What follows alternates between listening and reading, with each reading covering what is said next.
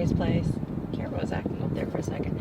Anyway, I had taped all my videos for last week, and then I watched them over, and I realized that, yeah, no, wasn't going to be able to use them, so I only used one, and then the rest of them I kind of scrapped, because I did them when the dogs were outside, and the dogs were making so much noise, and just kind of like roughhousing, and just grumbling, grouchy, making so, they were so loud that, you know, it was just too much. So I was like, definitely not going to be able to use these, so I'm going to have to just scrap them and redo. Ooh, it got bright there for a second.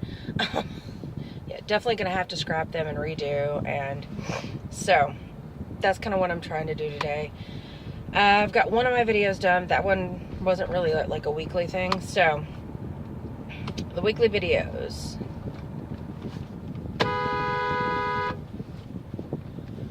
It narrows down into a one lane, jagoff. Some people should not be allowed to drive. Seriously. Anyway. Moving on from almost being killed by that SUV.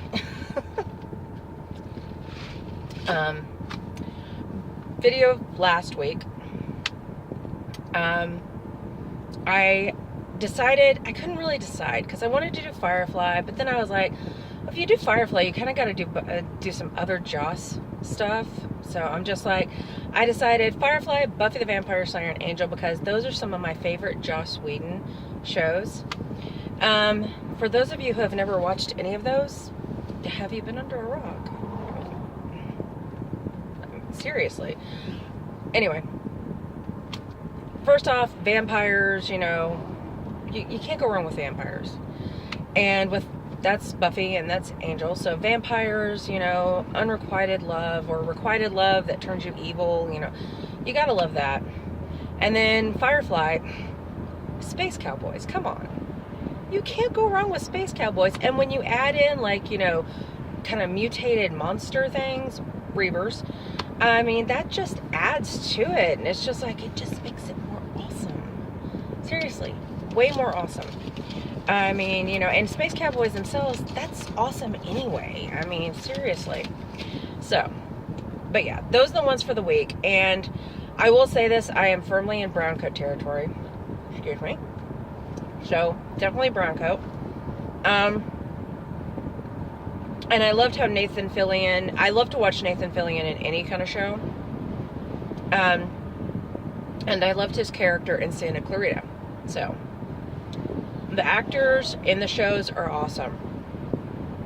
Now, they are older shows. They've been around for a long time. But they're cult classics.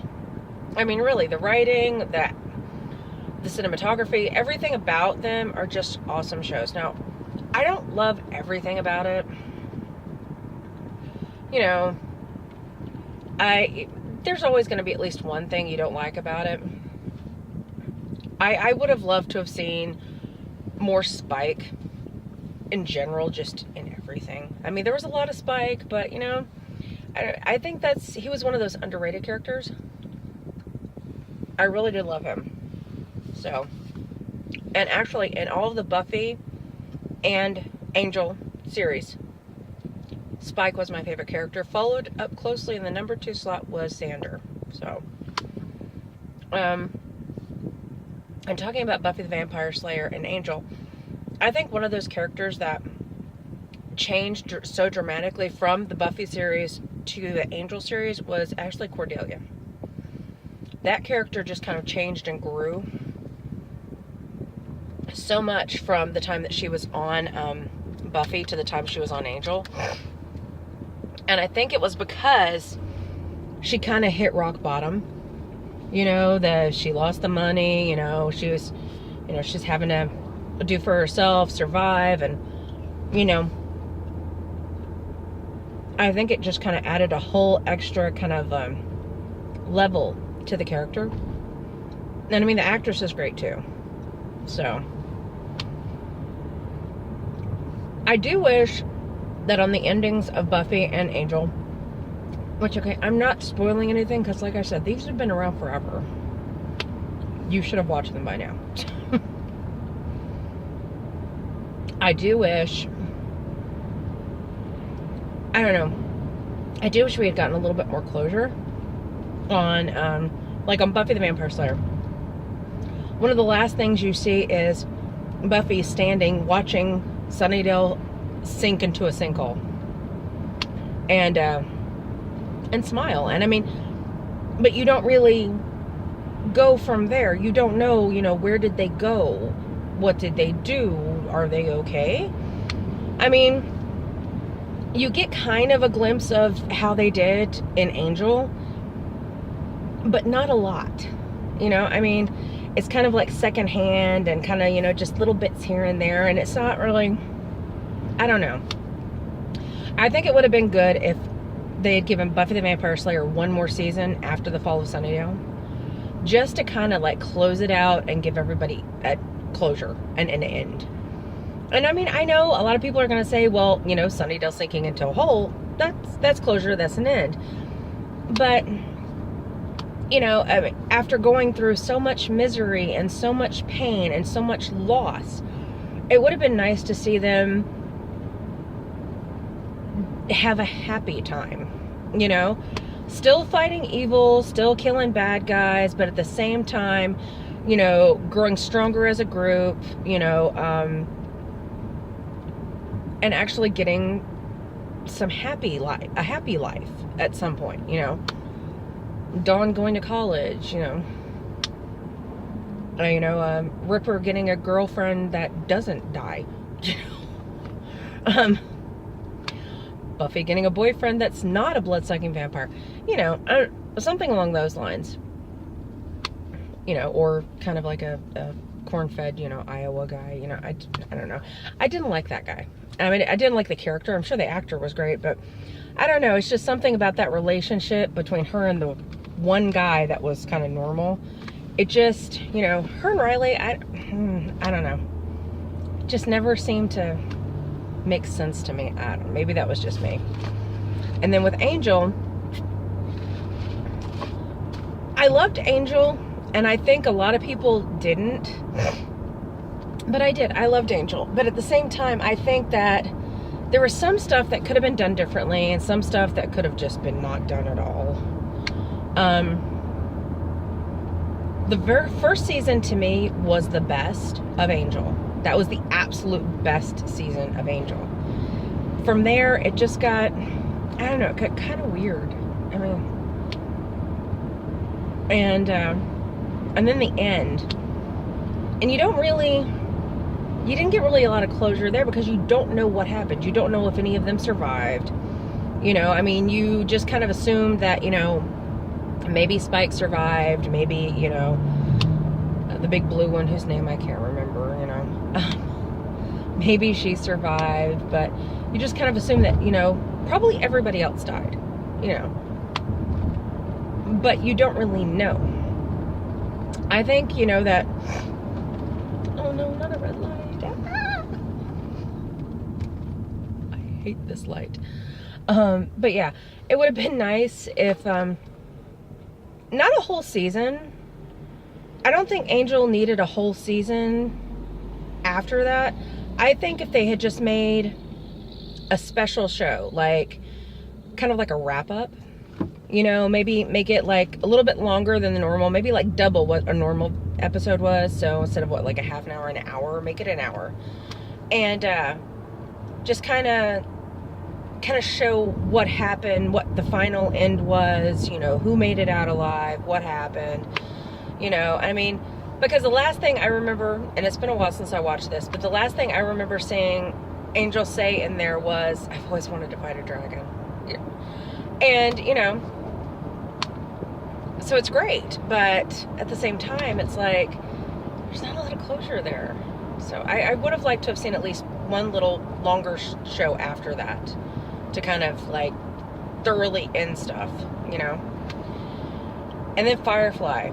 Firefly was a very underrated series. I mean, it really was. It was a very underrated series. It did not get the acclaim it deserved until like after it was off the air. So once they took it off the air, it was like, oh my God, Firefly, it's so wonderful, it's so awesome. Yeah, well, don't take it off the air then. Why'd you take it off the air? So I think it was one of those, it's a cult classic. I honestly believe that, and I believe that of Buffy and Angel too. I believe that they're all kind of cult classics. So Firefly really was underrated, and it was such an awesome show. One season, that was all it got, and it really did deserve more than one season. Now, I love that they actually did give them the movie Serenity to kind of do something with it, but at the same time, they always do this, and I mean, it's not just these shows, but in most shows, they always leave it kind of open-ended, thinking, oh, we leave it open-ended, that way we can do another one. Well, a lot of these shows, like Firefly and Buffy and Angel, they're not going to do another show. They're not going to do a movie. They're not going to do anything. They know that. It's just like with Serenity. It was so hard to get them to approve Serenity after Firefly, and it took so much longer that it was one of those things where it's like, you're not doing anything else. They're not going to approve anything else. There's always going to be rumors of, oh, they're going to do this, they're going to do that, but they never actually follow through. So, dear God, don't leave it open-ended.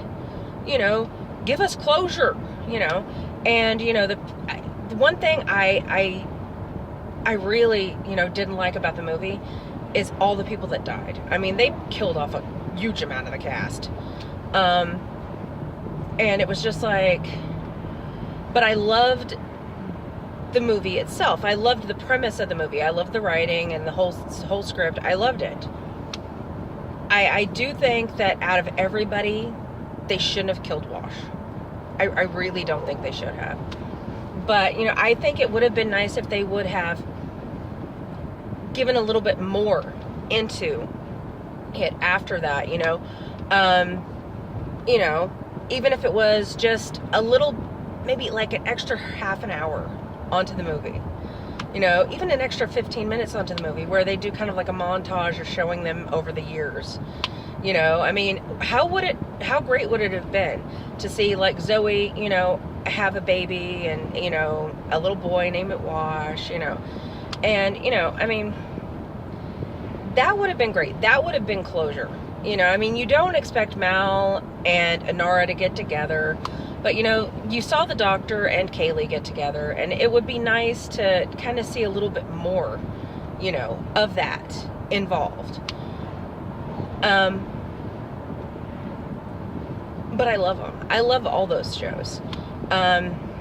Always have, always will. And I watched Firefly a lot. And Serenity. I have to say this. I don't know much about Joss Whedon personally, but when it comes to his work, I love his work. I really do. I'm sure that there have been some flops. Everybody has flops when it comes to this kind of job, but from the stuff I've seen, he does such an awesome job. I mean, such great stuff.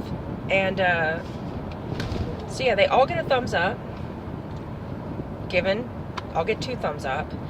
So, but that was the review for last week.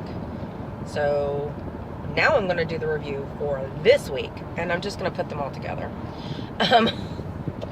Because it's already running, and I might as well, because it's only 14 minutes, and it's like, why not? The review for this week is actually going to be Stakeland. Okay, now Stakeland is not just Stakeland, it's Stakeland 2. Now, it kind of goes along with the theme, because you had Buffy and Angel, and now you got Stakeland. Stakeland are vampire-based movies, and they are basically vampire apocalypse movies, which is awesome. I mean, yeah, you get zombie apocalypse movies a lot, and, I mean, just, general, nuclear, crap, and, tidal waves and hurricanes and, EMPs and all different types of things that cause an apocalypse. But vampires. And these are not the romanticized, handsome vampires that their face goes growly, or, you know, the Twilight romanticized vampires that sparkle in the sunlight. No, because, I'm sorry, sparkly vampires, that don't work for me. But they didn't work for that Pattinson guy that played a sparkly vampire. Apparently he didn't like him either. So, but anyway, these are not romanticized vampires. These are like monsters. I mean, these are down dirty monsters. And the first one, Stakeland, starts out with this young boy who, him and his parents are trying to get out, get to safety, and the parents are killed. Excuse me. But he is saved by the guy they call the Stakelander, who goes by no other name other than Mr. That's what everybody calls him. They call him Mr. And he is called the Stakelander. One of the last hunters is what they consider him. And he just roams what they call the Stakelands, hunting vampires. And the purpose, and during this, you know, this whole, you know, vampire apocalypse, one of the things that you do to prove that you're a hunter is you pull out their fangs. And then when say, well, do you see any action out there? You just pull out your bag of fangs. You know, and hunters are basically kind of given a little bit more status, I guess you would say, because they're out there killing to keep everybody else safe.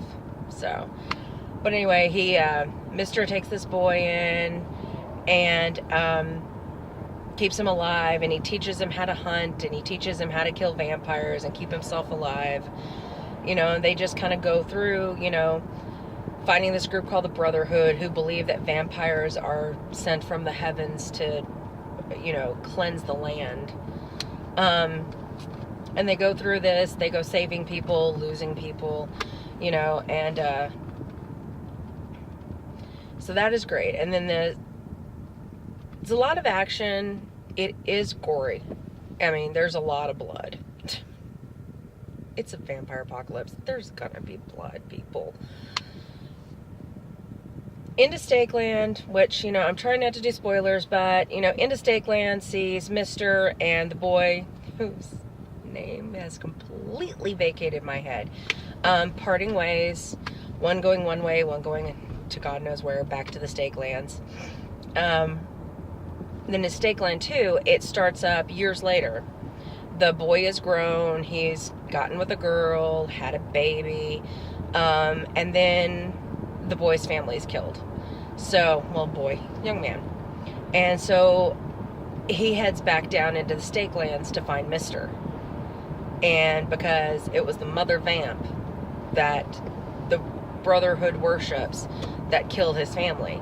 So he's going down to find Mr. so that he can get Mr. to help him kill this vamp.